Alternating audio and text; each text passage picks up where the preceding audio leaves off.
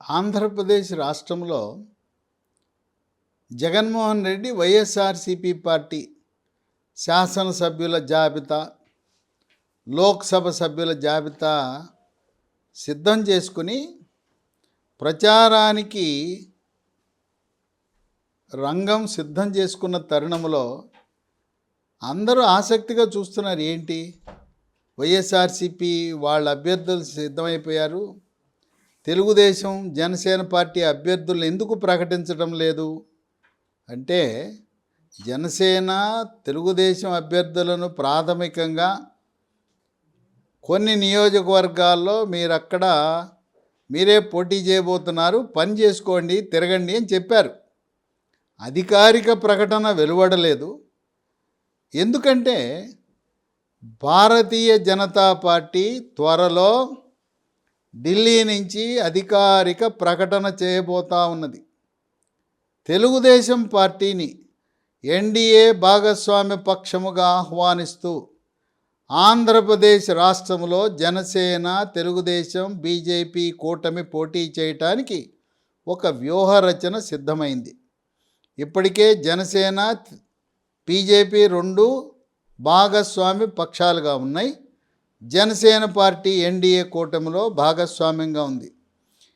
ఎందుకు ఆలస్యము, ఎందుకు ఆంధ్రప్రదేశ్ రాష్ట్రం పట్టించుకోవటం లేదంటే, అక్కడ భారతీయ జనతా పార్టీ అగ్రశ్రేణి నాయకత్వం పెద్ద ఎత్తున రాజకీయ వ్యూహాలు పన్నుతున్నారు. మొట్టమొదటి వ్యూహం కింద ఈ ఇండియా కూటమిని ముక్కలు చెక్కలు చెయ్యాలి. 28 పార్టీలని పేరుకే నామకే వాస్తే ఆ 28 పార్టీలో ఒక 18 పార్టీలకు ఒకడు ఎమ్మెల్యే లేడు, ఒక రాజ్యసభ సభ్యుడు లేడు, ఒక లోక్సభ సభ్యుడు లేడు. కనుక నామకే వాస్తే 18 పార్టీలు ఉన్నాయి. ప్రధాన పక్షాలపై గురిపెట్టి మనము దిష్టి తీయటానికి గుమ్మడికాయని ఇంటి ముందు కొడతాం. ఇంటి ముందు కొడితే ఎన్ని ముక్కలవుతుందో ఈ ఇండియా కూటమిని కూడా అన్ని ముక్కలు చేయాలని ఉన్నారు భారతీయ జనతా పార్టీ అగ్రశ్రేణి నాయకత్వం. అదే జరుగుతూ ఉంది. ముందు మొదలుపెట్టారు పశ్చిమ బెంగాల్తో. ఆమె దీదీ మమతా బెనర్జీ, ఆమె ప్రధానమంత్రి కావాలనే ఆలోచన ఆమెకు ఉంది. ఆమె ప్రధానమంత్రి కావాలంటే వీళ్ళు తెచ్చి రాహుల్ గాంధీ ప్రధానమంత్రి అంటున్నారు. ఇక ఆమెకి చిర్రెత్తింది. సరే, ప్రధానమంత్రి పదవి ఇవ్వకపోయారు. బెంగాల్లో 2019 ఎన్నికల్లో 22 సీట్లలో తృణమూల్ కాంగ్రెస్ గెలిచింది. బెంగాల్లో బీజేపీ లేదు అనుకుంటుంటారు తెలిసి తెలవని వాళ్ళు తెలుగు ప్రజలు. 18 లోక్సభ సీట్లలో బీజేపీ విజయం సాధించింది పశ్చిమ బెంగాల్లో. అంటే నువ్వా నేనా అనే రీతిలో పశ్చిమ బెంగాల్ ప్రజలు, బెంగాలీలందరూ కూడా కేంద్రంలో ప్రధానమంత్రిగా బీజేపీ తరపున మోదీ కావాలని కోరుకుంటున్నారు. 2 సీట్లకు పరిమితమైంది కాంగ్రెస్.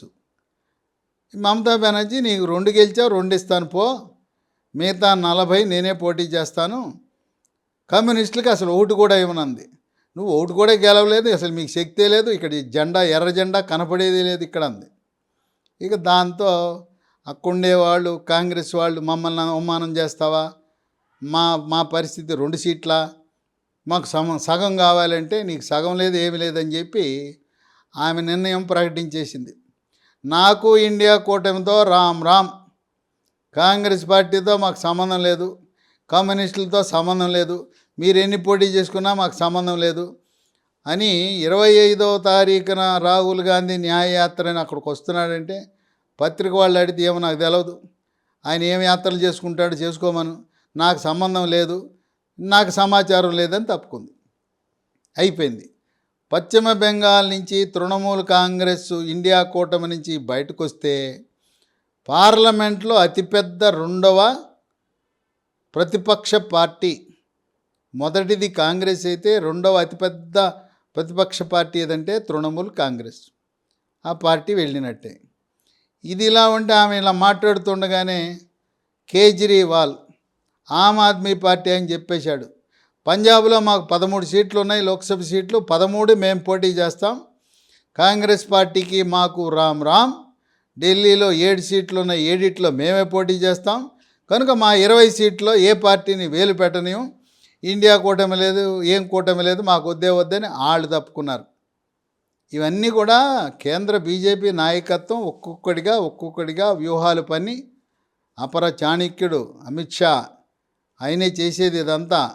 ప్రధానమంత్రి మోదీ అభివృద్ధి కార్యక్రమాలు, దేవాలయాలు ఆయన చుట్టూ ఉంటే, హిందుత్వ ప్రచారము ప్రపంచ ఖ్యాతి పొందుతుంటే రాజకీయం అంతా చేసేది అమిత్ షా. తెలుగు రాష్ట్రాలను కూడా దత్తత తీసుకున్నాడు అమిత్ షా, కనుక ఆయనకు అన్నీ తెలుసు. 1 బెంగాల్ అయిపోయింది, 2 పంజాబ్ అయిపోయింది, 2 బయటికి వెళ్ళిపోయారు ఇండియా కూటమి నుంచి. ఇక 3వది కాస్తో కూస్తో పట్టుందంటే జనతాదళ్ నితీష్ కుమార్, ఆయన ముఖ్యమంత్రిగా ఉన్నాడు ఇప్పుడు. ఆ జనతాదళ్ ముఖ్యమంత్రి నితీష్ కుమార్ ప్రధానమంత్రి కావాలని కోరుకున్నాడు. అందుకే ఆయన రాష్ట్రాలన్నీ తిరిగి కూటమి ఏర్పాటు చేశాడు. ఆయనకి సావు కౌరు చల్లగా చెప్పినట్టు, అయా నితీష్, నువ్వు కన్వీనర్గా ఉంటావు, నువ్వు మీటింగులు పెట్టడానికి నువ్వు బాగా పనికొస్తావు కన్వీనర్గా, అంతేగాని మేము ప్రస్తుతానికి మల్లికార్జున ఖర్గేని చైర్మన్గా పెడతాం కూటమికి, ఇండియా కూటమికి, ప్రధానమంత్రిగా రాహుల్ గాంధీ అని చెప్పారు. ఇక దాంతో ఆయనకు కూడా చిరెత్తుకొచ్చింది నితీష్ కుమార్. ఆయన ఇప్పటి వరకు 8 సార్లు బీహార్ ముఖ్యమంత్రిగా పనిచేశాడు. ఆయన కూటమిలు మార్చడంలో ఎక్స్పర్ట్. ఇప్పుడు 4 సార్లు బీజేపీతో కలిశాడు, 4 సార్లు బయటికి వెళ్ళాడు. ఇప్పుడు మళ్ళీ కలిస్తే 5వసారి అవుతుంది. ఇక ఆయన ఏం చెప్పాడు, అసలు ఇండియా కూటమి నాకు రామ్ మీకు మాకు సంబంధం లేదు. వీళ్ళు పత్రికల వాళ్ళు వెళ్ళి 29 జనవరి మీ బీహార్లో రాహుల్ గాంధీ న్యాయయాత్ర చేస్తా అంటే, ఏం యాత్రలు చేసుకుంటాడు, చేసుకోమని నాకు తెలియదు, నాకు సంబంధం లేదు అని ఆయన జేడీయూ ఇప్పుడు ప్రస్తుతం బీజేపీ పార్టీతో మంతనాలు సాగిస్తూ ఎన్డీఏ కూటమిలో చేరుతున్నాడు. ప్రస్తుతం బీహార్లో 40 సీట్లు ఉంటే 17 లోక్సభ సీట్లు బీజేపీ, 17 జేడీయూ పోటీ చేస్తే ఒక్క దాంట్లో ఓడిపోయారు, 16 గెలిచారు. ఒక 6 ఎల్జేపీ అనే పార్టీ, లోక్జన్ పార్టీలో 6 గెలిచారు. అంటే 40 సీట్లను కైవసం చేసుకోవాలనే వ్యూహంతో జనతాదళ్ ముఖ్యమంత్రి నితీష్ కుమార్ని బీజేపీ ఆహ్వానించింది. ఇప్పుడు నితీష్ కుమార్ ముఖ్యమంత్రి పదవికి రాజీనామా చేసి బీజేపీ సహకారంతో 2 వ్యూహాలు ఉన్నాయి. ఒకటి, బీజేపీ మద్దతుతో మళ్ళీ ముఖ్యమంత్రిగా పదవిలో కూర్చుని శాసనసభను రద్దు చేయటం. ఇంకో సంవత్సరం ఉంది శాసనసభ పదవీ కాలం, ఫిబ్రవరి 25 వరకు ఉంది. ఇప్పుడే సభను రద్దు చేసి ఈ పార్లమెంట్ ఎన్నికలతో పాటు శాసనసభ ఎన్నికలు కూడా జరుపుదామని ఉంది. కేంద్ర ప్రభుత్వం కూడా దానికి అనుకూలంగా ఉంది. ఎందుకంటే ఎన్నికలన్నీ శాసనసభ లోక్సభ ఒకేసారి జరపాలనే సంకల్పంతో ఉన్న కేంద్ర ప్రభుత్వం ఇప్పుడే బీహార్ శాసనసభ లోక్సభ ఎన్నికలు కూడా జరిగితే బాగుంటుంది అనే వ్యూహంతో బీహార్ అసెంబ్లీ రద్దు చేసి నితీష్ కుమార్ని, ఇప్పుడు ప్రస్తుతం ముఖ్యమంత్రిగా ఉన్నాడు, ఆయన గౌరవించడానికి కేంద్ర క్యాబినెట్లో తీసుకుందామనే ఆలోచనలో ఉన్నారు. ఆ విధంగా బీహార్ అయిపోయింది.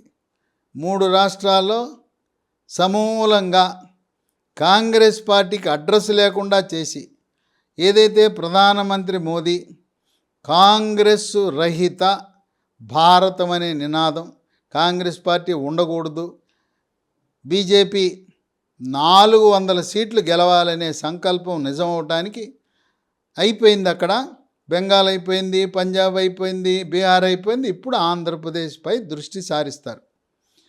ఆంధ్రప్రదేశ్లో బీజేపీ ఒంటరిగా పోటీ చేస్తే ఒక్క ఎమ్మెల్యే, ఒక్క ఎంపీ కూడా గెలవదు, 0.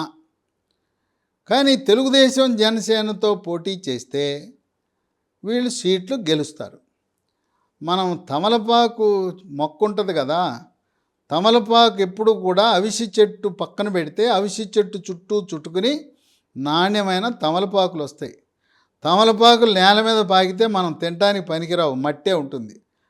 ఆ రకంగా జనసేన తెలుగుదేశం పార్టీ లాంటి అవిసె మొక్క చుట్టూ చుట్టుకున్న విధంగా మనం కలిసి పొత్తులో భాగస్వామిగా పోటీ చేసి కొన్ని సీట్లు గెలిచి ఏ విధంగా 2014లో అప్పుడు 4 లోక్సభ సీట్లు ఇచ్చారు బీజేపీకి, శాసనసభ సీట్లు 13 ఇచ్చారు. ముందు 13 ఇచ్చేసి మళ్ళీ 4 వెనక్కి తీసుకున్నారు.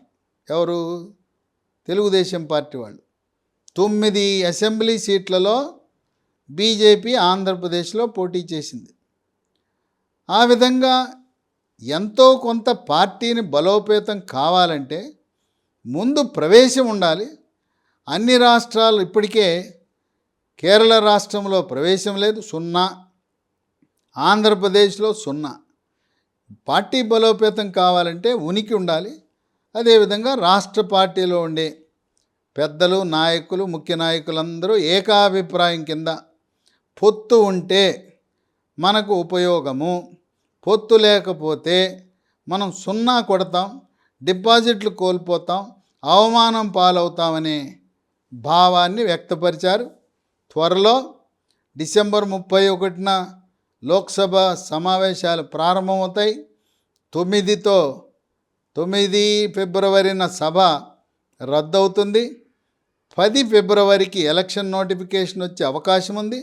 మార్చి 10-15 మధ్యలో ఆంధ్రప్రదేశ్ రాష్ట్రంలో శాసనసభ, లోక్సభ ఎన్నికలు కూడా జరిగే అవకాశం ఉంది.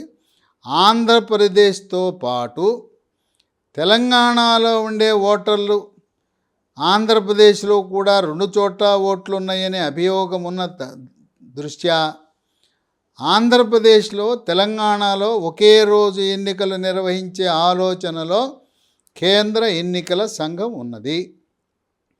ఇక ఆంధ్రప్రదేశ్ నుంచి అభ్యర్థుల జాబితా కూడా సిద్ధమైపోయింది. ఇప్పటికే నాయకులు దరఖాస్తులు ఇచ్చారు. రాష్ట్ర పార్టీ అధ్యక్షురాలు పురంధరేశ్వరి ఆశావహుల దగ్గర దరఖాస్తులు, వాళ్ళ అభ్యర్థులను తీసుకుని ఒక అంచనాకు రావటం జరిగింది. అభ్యర్థులు కొంతమంది ఆశావహులు సిద్ధమవుతున్నారు. 2014లో పొత్తులో భాగంగా 4 లోక్సభ సీట్లలో పోటీ చేశారు. విశాఖలో, నర్సాపురంలో 2 చోట్ల విజయం సాధించింది. విశాఖలో హరిబాబు గెలిచాడు.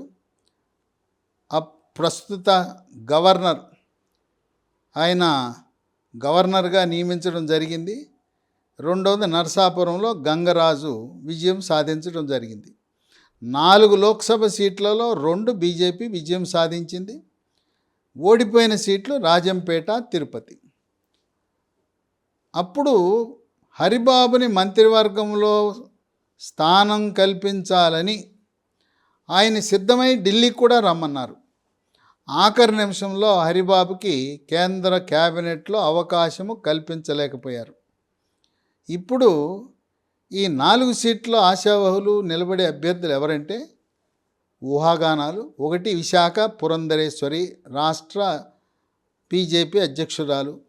ఆమె గెలిచిన తర్వాత ప్రధానమంత్రి 3వసారి క్యాబినెట్లో కేంద్ర మంత్రిగా ఆమెకు అవకాశము లభించబోతున్నది. 2 నర్సాపురం రఘురామకృష్ణరాజు, ఆయన జనసేన తెలుగుదేశం పార్టీ మద్దతుతో బీజేపీలో 1,00,000 ఓట్లతో గెలుపొందబోతున్నాడు. ఇక 3 రాజంపేట, మాజీ ముఖ్యమంత్రి కిరణ్ కుమార్ రెడ్డి పోటీ చేస్తున్నాడు. 4 తిరుపతి, కర్ణాటక రాష్ట్ర ప్రధాన కార్యదర్శి, సీనియర్ ఐఏఎస్, మాదిగ సామాజిక వర్గానికి చెందిన రత్నప్రభ. ఆమె తిరుపతి ఉప ఎన్నికలో కూడా పోటీ చేసి ఓటమి చెందింది. ఈ 4 పోటీ చేసే అవకాశం ఉంది. 4 కూడా విజయం సాధించే పరిస్థితి ఉంది. ఇంకో 2 సీట్లు ఎక్కువ, ఏదో బేరం పెట్టాలి కొసరు అన్నట్టుగా ఇంకో 2 సీట్లు కూడా అడగాలనే ఆలోచన ఉంది. రాజమండ్రి సినీ నటి జయప్రద, ఆమె గత 10 సంవత్సరాలుగా ఆమె సమాజ్వాదీ పార్టీ వీడిన తరువాత బీజేపీ పార్టీలో చేరి ఉత్తర భారతాన, ఉత్తరప్రదేశే కాకుండా హిందీ బెల్ట్లో ప్రచారం చేస్తూ వచ్చారు. ఆమెని హైకమాండ్ రాజమండ్రి లోక్సభకు పోటీ చేయించే అవకాశం ఉంది. ఆమె నేటివ్ ప్లేసు స్వస్థలము కూడా రాజమండ్రి అవటం వల్ల జయప్రద రాజమండ్రి నుంచి పోటీ చేసే అవకాశం ఉంది.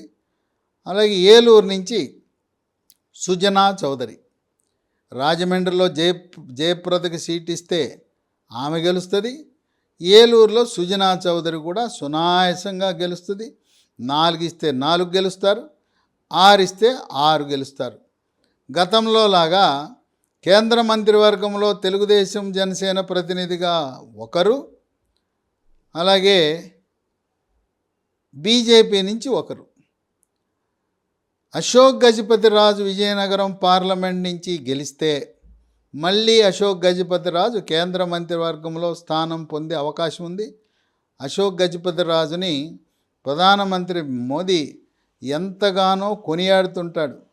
అశోక్ గజపతిరాజు యొక్క నీతి, నిజాయితీ, నిబద్ధతను కేంద్ర ప్రభుత్వం గుర్తించి ప్రధానమంత్రి ఆయన ఎంతగానో పొగుడుతూ ఉంటారు.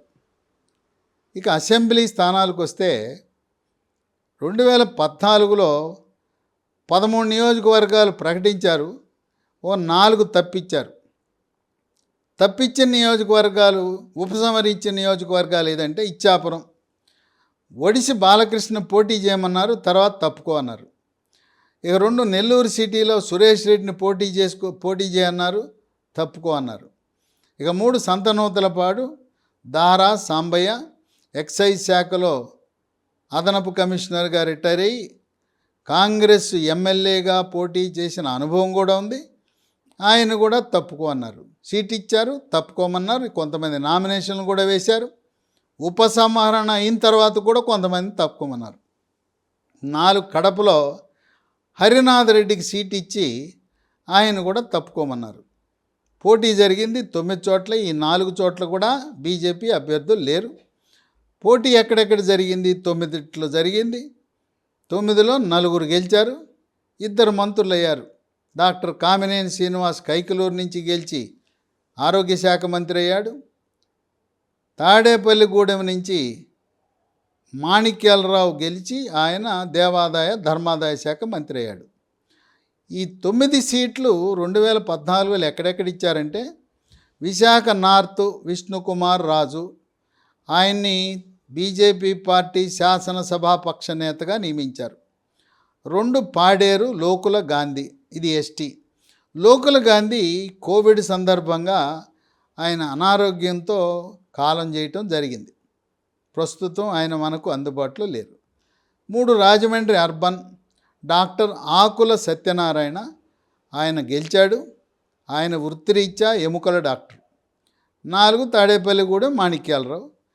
5 విజయవాడ పశ్చిమ వెల్లంపల్లి శ్రీనివాసరావు 2014లో పోటీ చేసి కేవలం 3000 ఓట్లతో ఓటమి చెందాడు.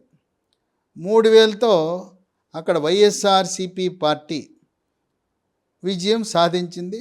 ముస్లిం అభ్యర్థి అక్కడ విజయం సాధించడం జరిగింది. ఎవరంటే జలీల్ ఖాన్. మళ్ళీ జలీల్ ఖాన్ వైఎస్ఆర్సిపి నుంచి జంప్ చేసి తెలుగుదేశం పార్టీలోకి వచ్చాడు. 2019లో జలీల్ ఖాన్ కుమార్తె అక్కడ పోటీ చేసి ఓటమి చెందింది.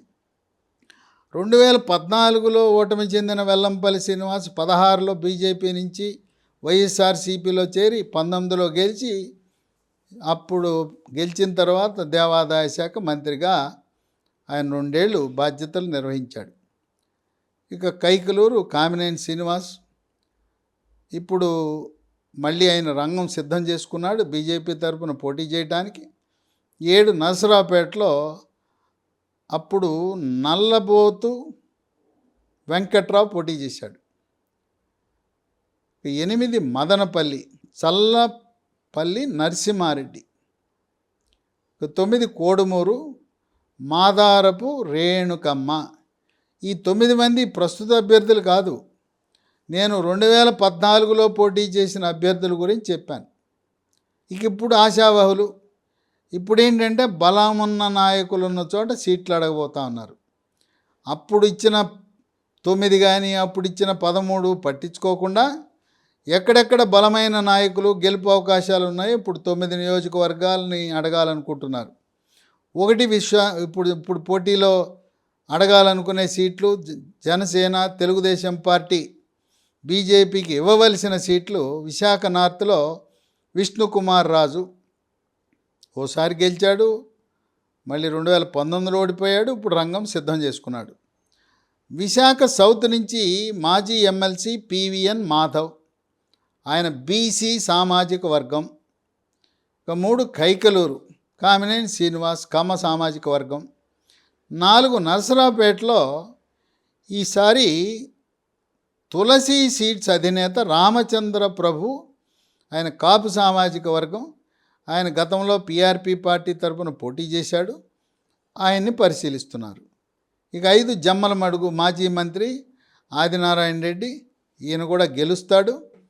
ఈసారి గెలిస్తే గతంలో లాగా బీజేపీ పార్టీ తరపున ఒక కేంద్ర మంత్రి, ఆమె పురంధరేశ్వరి, 2 రాష్ట్ర క్యాబినెట్లో బీజేపీ తరపున 2 మంత్రులు ఉంటారు. ఒక మంత్రిగా డాక్టర్ కామినేని శ్రీనివాస్, మళ్ళీ ఆయన్ని చంద్రబాబు నాయుడు వైద్య ఆరోగ్య శాఖే కేటాయిస్తాడు, ఎందుకంటే ఈయన డాక్టరు, చాలా బాగా పనిచేశాడు. మళ్ళీ శ్రీనివాసనే వైద్య ఆరోగ్య శాఖ కేటాయించి ఆ శాఖకి ఇచ్చే అవకాశాలు ఉన్నాయి. ఇక 2 ఆదినారాయణ రెడ్డిని కూడా 2వ క్యాబినెట్, ఎందుకంటే అదేమో కోస్తాంధ్ర, ఇది రాయలసీమ, 2 ప్రాంతాలకు ప్రాతినిధ్యం ఉండాలి కనుక ఆదినారాయణ రెడ్డి మంత్రిగా పనిచేసిన అనుభవం, సీనియరు కనుక రాయలసీమలో విశేష కృషి చేసిన వ్యక్తి. క్యాబినెట్లో బీజేపీ తరపున చంద్రబాబు నాయుడు క్యాబినెట్లో కామినేని శ్రీనివాస్ డాక్టరు, ఆదినారాయణ రెడ్డి 2 స్థానం పొందే అవకాశం ఉంది. ఇక 6 ధర్మవరం నుంచి మాజీ ఎమ్మెల్యే వరదాపురం సూరి కమ్మ సామాజిక వర్గం. 7 శ్రీకాళహస్తి కోల ఆనంద్ బలిజ సామాజిక వర్గానికి చెందినవాడు. 8 సత్యవేడు డాక్టర్ శ్రీహరి, ఈయన చాలా ప్రముఖ డాక్టరు, జాతీయ ఇండియన్ మెడికల్ అసోసియేషన్ జాతీయ వైద్య సంఘాల ఉపాధ్యక్షుడిగా పనిచేశాడు.